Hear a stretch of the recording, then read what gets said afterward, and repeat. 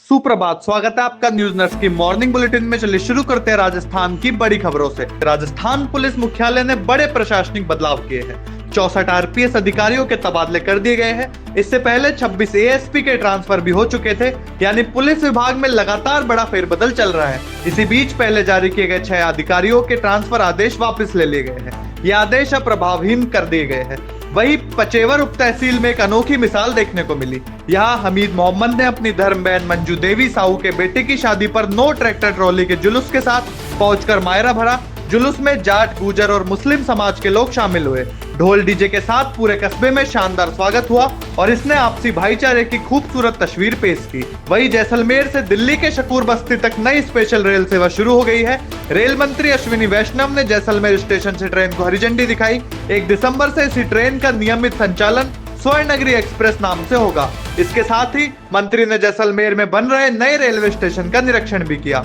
वहीं राजस्थान के शिक्षा सचिव कृष्ण कुणाल ने अधिकारियों को सख्त निर्देश दिए हैं कि आने वाली बोर्ड परीक्षाओं में 10वीं और 12वीं के कम से कम आधे विद्यार्थी 75% से ज्यादा अंक हासिल करें। उन्होंने कहा कि अब लक्ष्य सिर्फ संख्या बढ़ाने का नहीं बल्कि पढ़ाई की गुणवत्ता सुधारने का है। वही अजमेर में ख्वाजा साहब के 814वें उर्स से पहले बड़ी अतिक्रमण विरोधी कार्रवाई हुई। 2.5 दिन का झोपड़ा से दरगाह तक वर्षों पुराने अवैध कब्जों को हटाया गया है। पूरा इलाका साफ कराया गया और इसके लिए जेसीबी, ट्रैक्टर और बड़ी संख्या में मजदूर लगाए गए। सुरक्षा के लिए 150 से ज्यादा पुलिसकर्मी मौजूद रहे। अब बात कर लेते हैं राष्ट्रीय खबरों की। तो भारतीय रेलवे ने बड़ी सुविधा शुरू की है। अब नॉन एसी स्लीपर कोच में यात्रा करने वाले यात्रियों को भी नाम मात्र शुल्क पर बेडशीट, कंबल और तकिया मिलेगा। ये सुविधा पहले सिर्फ एसी कोच तक सीमित थी। लंबी दूरी की यात्राओं में यह सुविधा लाखों यात्रियों के सफर को और आरामदायक बनाएगी।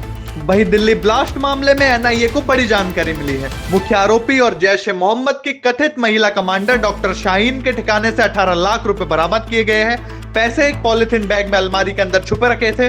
अब जांच इस बात पर है कि इतनी बड़ी रकम कहां से आई और क्या यह आतंकी फंडिंग का हिस्सा है। वही नेशनल हेराल्ड मनी लॉन्ड्रिंग मामले में राउज एवेन्यू कोर्ट ने ईडी की चार्जशीट पर सुनवाई को 16 दिसंबर तक टाल दिया है। कांग्रेस का आरोप है कि पूरे केस को राजनीतिक प्रतिशोध के तहत चलाया जा रहा है। इस केस में सोनिया गांधी, राहुल गांधी समेत कई नेताओं पर पीएमएलए के तहत आरोप है। अब बात कर लेते हैं अंतर्राष्ट्रीय खबरों की। तो श्रीलंका में चक्रवात दितवा ने भारी तबाही मचाई है। अब तक 123 लोगों की मौत हो चुकी है और 130 से ज्यादा लोग लापता है। हजारों लोगों को सुरक्षित स्थानों पर पहुंचाया गया है। भारी बारिश, बाढ़ और नुकसान के बाद यह चक्रवात अब भारत की ओर बढ़ रहा है।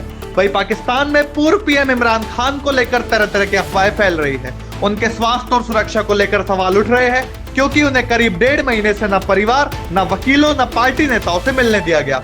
खैबर पख्तूनवा के मुख्यमंत्री जेल मिलने पहुंचे तो उन्हें रोक दिया गया, जिसके बाद वो रात भर जेल के बाहर धरने पर बैठ गए और चेतावनी दी कि अब पूरे देश में विरोध तेज होगा।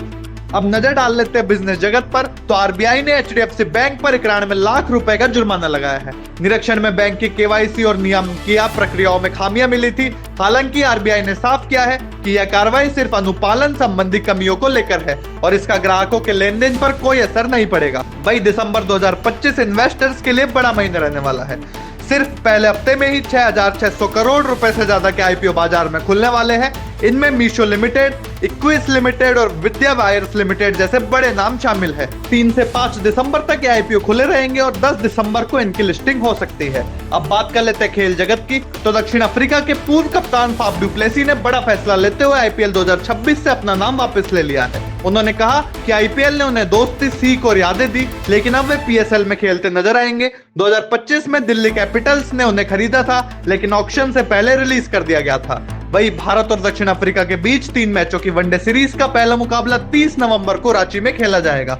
टीम इंडिया की कमान केएल राहुल संभालेंगे। विराट कोहली, रोहित शर्मा, ऋतुराज गायकवाड़ और यशस्वी जायसवाल के प्रदर्शन पर सभी की नजरें रहेगी।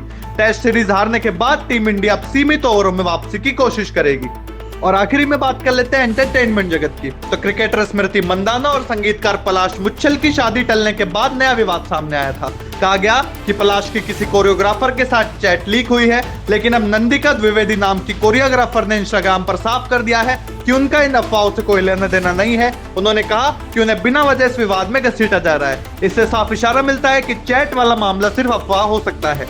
वही धनुष और कृति सेनन की फिल्म तेरे इश्क में ने रिलीज के पहले दिन करीब 16.5 करोड़ की कमाई कर ली है।